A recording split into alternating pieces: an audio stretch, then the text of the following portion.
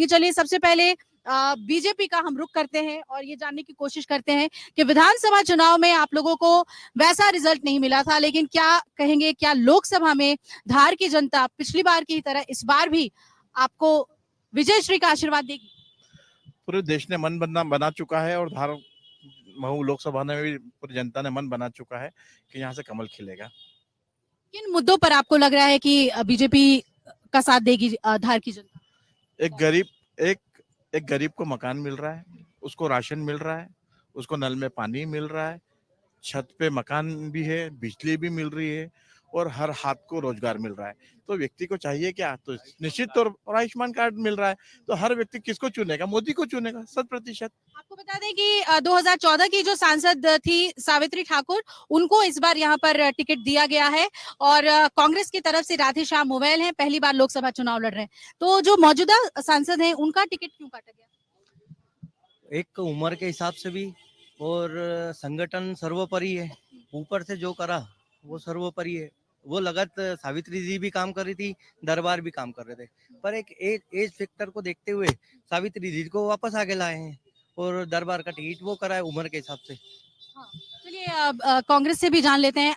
आप लोगों का कहना है कि महंगाई और बेरोजगारी इस बार वो मुद्दा है जिस पर बीजेपी को आप विधानसभा चुनाव की तरह ही पटखनी देंगे, लेकिन क्या लग रहा है, प्रधानमंत्री मोदी की गारंटी की बात कही जा रही है कि वो भारी पड़ रही है कांग्रेस पर?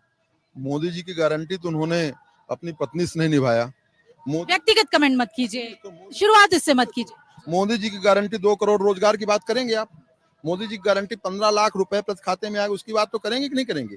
मोदी जी ने 100 स्मार्ट सिटी की वादा किया था कि हम चाइना जैसे 100 स्मार्ट सिटी बनाए, उसकी तो बात करेंगे कि उसकी भी बात नहीं करेंगे, है ना? मुझे उम्मीद है, क्योंकि आपका मीडिया गोदी मीडिया वाला नहीं, इसलिए मैं आपसे बात कर रहा हूँ।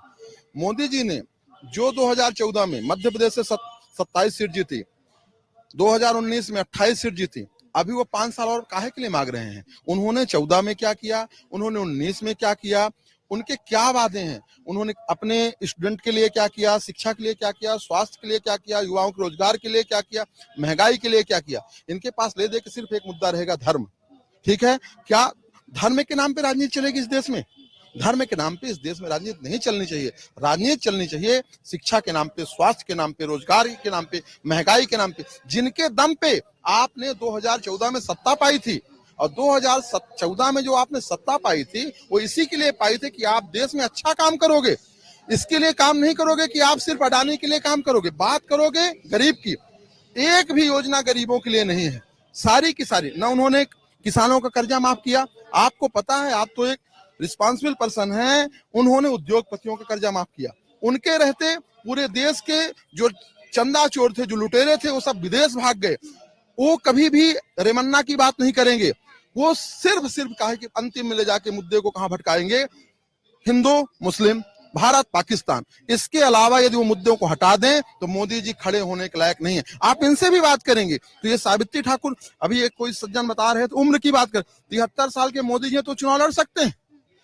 73 साल वाला व्यक्ति 70 साल की योजना के लिए माता पिता की बात करता है, खुद 73 साल के हैं, तो वो बात कुछ और करते हैं। उनके मुंह में राम राम है पर उनके दिल में नाथू राम है, ये उसकी बात नहीं करते। राम का मुद्दा है क्या? राम के मसले पर चुनाव लड़ रही हैं आप, महिलाएं हैं, बताइए। विकास की आपने कहा कि विकास पर हम चुनाव लड़ रहे हैं, लेकिन धार में वो क्या मुद्दा है? क्या भोजशाला का मुद्दा भी है? बिल्कुल, भोजशाला का मुद्दा तो है ही सही, लेकिन राम होते हैं, राम सबको उन्होंने भी स्वीकार किया है। एक बार तो उन्होंने राम को नकार ही दिया था, उनकी जो मुखिया थी उन्होंने राम को नकार ही दिया था कि राम तो है ही नहीं, सेतु है ही नहीं।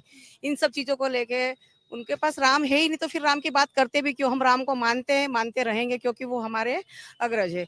तो राम को तो हम मान रहे हैं, राम का हमारा मुद्दा है, राम को लेके ही चल रहे हैं। और बात रही, गए थे भोजशाला गए थे, तो वहाँ जो प्रतिनिधि हैं, जो लोग हैं जो इस मामले में केस लड़ रहे हैं, उनका कहना है कि किसी भी राजनीतिक पार्टी से हमें साथ नहीं मिला है। होता ही नहीं है ना, क्योंकि देखो पार्टी के साथ में राजनीतिक मुद्दा है ही नहीं, ये पार्टी का मुद्दा है। राजनीतिक अलग है, धर्म अलग होता है। राम मंदिर में क्यों क्रेडिट ले रहे हैं आप लोग? वो भी तो कोर्ट के थ्रू हुआ, क्योंकि बनाया गया, हमने उसकी तारीख भी बताई थी, हमने राम मंदिर बनाने का वादा भी किया था, हम अस्तित्व के लिए हमने सब कुछ किया था, इसलिए हमने तो तारीख भी बताई थी। उन्होंने कहा तारीख बताओ, राम मंदिर बनाएंगे, हमने बताई, बनाया भी सही।